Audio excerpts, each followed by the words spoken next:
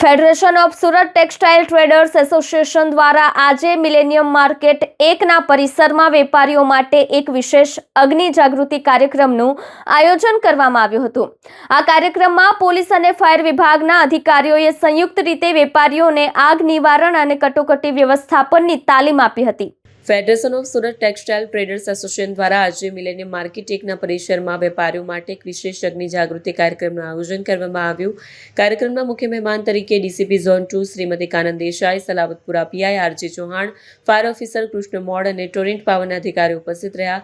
અધિકારીઓ પોતાના સંબોધનમાં વેપારીઓને આગ લાગવાના સામાન્ય કારણો, તેનાથી બચવાના ઉપાયો અને આગ લાગે ત્યારે અપનાવવાની કટોકટી પ્રક્રિયા વિશે માહિતી આપી.